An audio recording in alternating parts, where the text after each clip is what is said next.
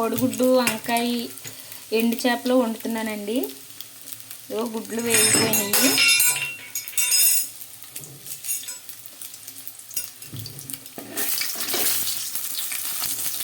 ఉల్లిపాయలు వేగుతున్నాయండి. మూత పెట్టుకుందాం సిమ్లో పెట్టుకుని. నేను ఎండు చేపలు విడిగా వేపుతున్నాను, ఎందుకంటే మర్చిపోయాను. గుడ్లు వేపేటప్పుడే మర్చిపోయాను, విడిగా వేపుతానండి.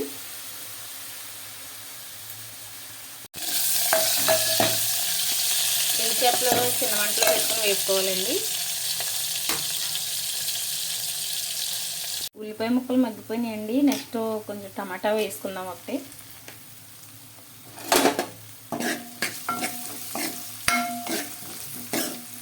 దీంతో పాటే వంకాయ ముక్కలు కూడా వేసేసుకోవాలండి.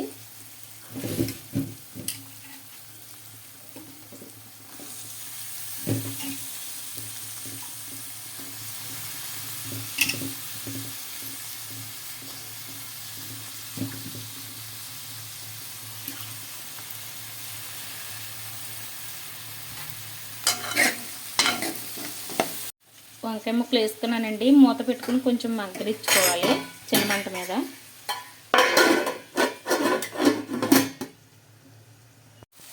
వంకాయలు మగ్గుతున్నాయండి. ఎప్పుడైనా సరే బౌలు మనం వండుకునే గిన్నె దలసరిగా ఉంటే అది చిన్న మంట మీద మగ్గబెట్టుకుంటే కూర చాలా టేస్ట్గా ఉంటుంది.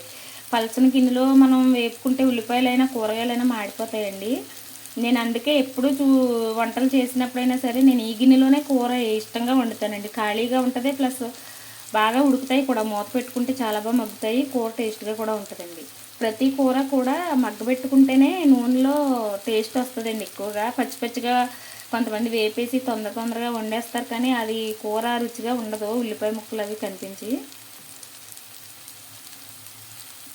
ఇప్పుడు వేగిపోయినాయి కదండి, ఇందులో కారం సాల్ట్ వేసేసుకుందాం.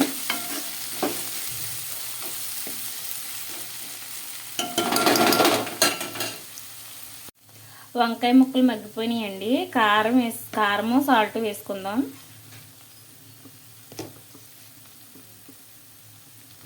ఒక స్పూన్ కారం.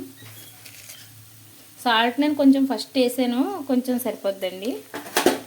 ఉల్లిపాయలు వేగేటప్పుడే సాల్ట్ వేసుకుంటే ఉల్లిపాయలు తొందరగా వేగుతాయని ముందే వేసాను.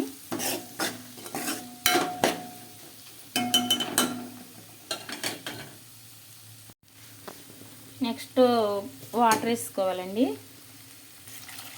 ఇది ఎగురు కాబట్టి వాటర్ కొంచెం తక్కువగానే వేసుకోవాలి.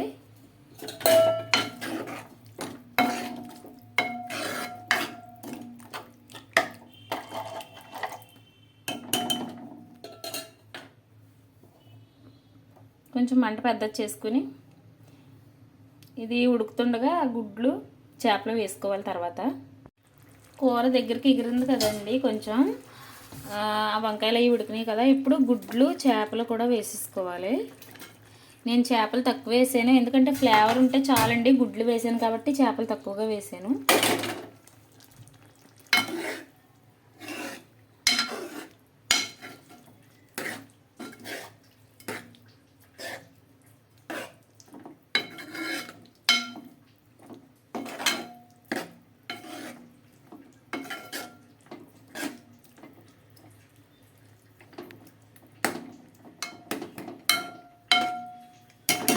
ఇప్పుడు చిన్న మంట మీద మగ్గనిచ్చుకోవాలండి, ఎందుకంటే ఇప్పుడు గుడ్లన్నీ ఇవన్నీ ఉడకబెట్టేసాం కాబట్టి ఆల్రెడీ కూర ఉడికిపోయింది. ఆ ఫ్లేవర్ ఇందులోకి దిగాలి కాబట్టి చిన్న మంట మీద ఉడకనిచ్చుకుంటే కూర చాలా టేస్టీగా ఉంటుందండి. కూర దగ్గరికి వచ్చేసింది. నేను కొత్తిమీర కూడా వేసుకున్నాను లాస్ట్లో. కొంచెం అవసరం అనుకుంటే ఉంటే వేసుకోండి, లేదంటే కొత్తిమీర వేసుకోవాల్సిన అవసరం లేదు.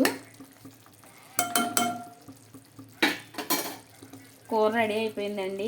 ఇంకా స్టవ్ ఆఫ్ చేసుకుని సర్వ్ చేసుకోవడమే. ఇలా నూనె పైకి వచ్చే వరకు దగ్గరికి ఎగరబెట్టుకోవాలండి కూర ఎప్పుడూను. థ్యాంక్స్ అండి.